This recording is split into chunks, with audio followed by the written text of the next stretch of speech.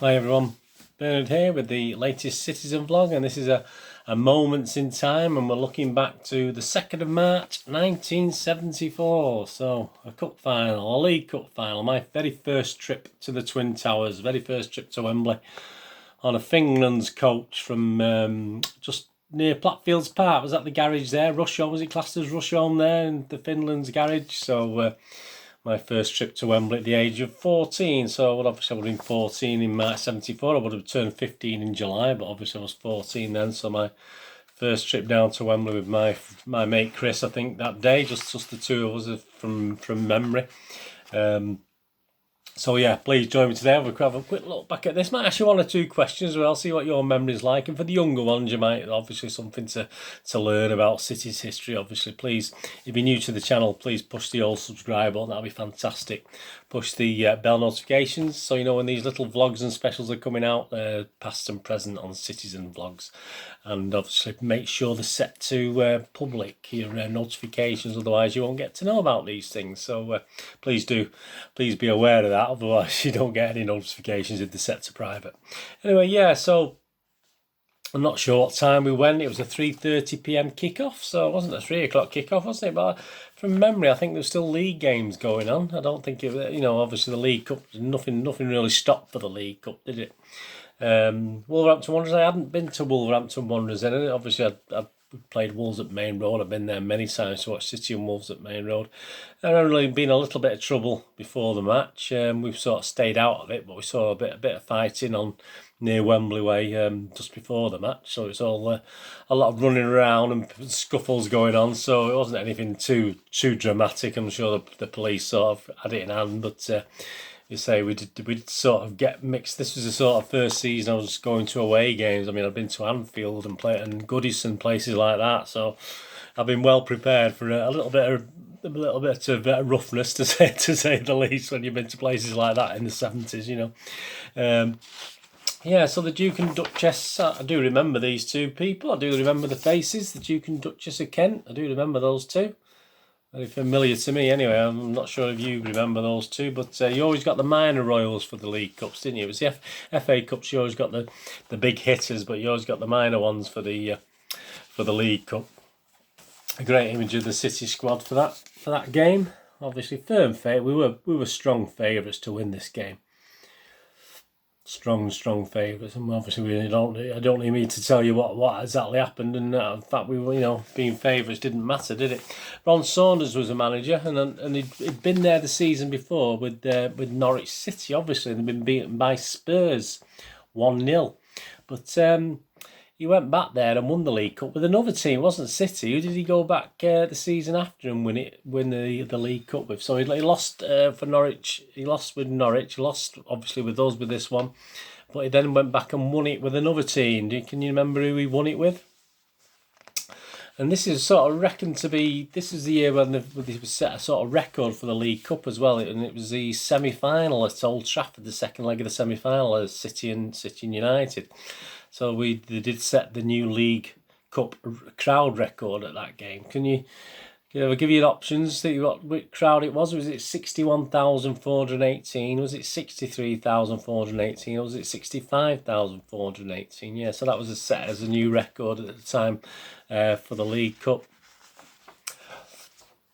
Some great images here. There's actually got some great images from the Plymouth game, Action versus Plymouth. I love that Plymouth kit. I used to have a Plymouth shirt that I got from was it a sports shop in Northern, and I can't remember the name now, but you could always pick up some really good shirts at football shirts, and I had one of those Plymouth ones. I always liked the green and black. And that season we did. We needed 3 games. Obviously, we played Walsall in the second round, and obviously we drew both legs 0-0. So we had to have a replay, and that was at another ground. It wasn't at Main Road. It wasn't at Walsall's ground. Can you remember what ground that was? We won that second replay 4-0. But can you remember the ground that was at? Just as a matter of interest. What we've got in there as well inside the programme, we've got this wonderful magazine that I've touched upon in other things that we've been doing, obviously on the Citizen vlogs. It's like the Football League magazine, but obviously it's concentrating obviously on the League Cup final teams, and that's a great image, isn't it? I mean, that's I don't need him to tell you it's Franny Lee and Rodney Marsh there in action, the superb red and black. But who we're playing there, it is in the League Cup and it's the quarter final. So you remember who we played in the quarter final, and look at the ground, just try and think who we're playing and what ground that is. I mean, the socks may give it away as to who we're playing, but can you remember where they used to what ground they used to play at? It was a 2-2 draw, and then we got them back to Main Road for the replay. And I remember I had a day off school that day because it was, I think I'm right, it was a power cut, so all the games were staged in the afternoon, so it was an afternoon game, the replay, and I did manage to say I was going to the dentist or something, so I had the day off school and got absolutely soaked wet through, if I remember rightly, on the replay against this team, which I'll tell you in a moment. But yes, absolutely drenched. It just poured down all afternoon, I remember, for the replay. But we won through, obviously, anyway, to beat then Plymouth, obviously, and then in the semi-finals. And there's a nice piece in the magazine on Roy Clark and the Social Club, talking about the Social Club and how good it is, and a great image of the squad. Look at that. That's a big squad, isn't it? Got all the youth players on and reserves on it and everything on there. Some massive squad, isn't it? Some really big, a bit like the squads now, isn't it? Probably even bigger than the squads now, to be honest with you. And there's some great action with Wolves as well. I just thought I'd show you because it's like the old Molineux. So you see the old Molineux in the background. It's Wolves played Liverpool in the other semi-final. So, but look at that, that's the great stand at Wolves at Molineux, and a lot of you wouldn't have known that stand. As I say, I actually didn't see that stand. I didn't go to Wolves and that stand was up, so I've never seen that stand at all. It's just a great image, isn't it, of Wolves and Liverpool. Yeah, so as you know, we won the final 2-1. Kenny Hibbert put Wolves ahead just before half time on 44 minutes, and John Richards sort of scored in the final minutes as well after a Colin Bell equaliser on 59 minutes. I mean, the team that day, if you look at the teams in the programme. So you've got the teams there, and the changes to the teams are for City at number 2 was Pardo, and the substitute was Frank Carradus. And for Wolves, we thought we were in with a chance because in goal was Gary Pearce, and he was the reserve goalkeeper. So Phil Parks wasn't playing. So we did think we had a chance. And Gary Pearce had a fantastic game that day. He kept City out on his own, I think. City absolutely had so many chances, but Gary Pearce had a great game in goal for Wolverhampton Wanderers.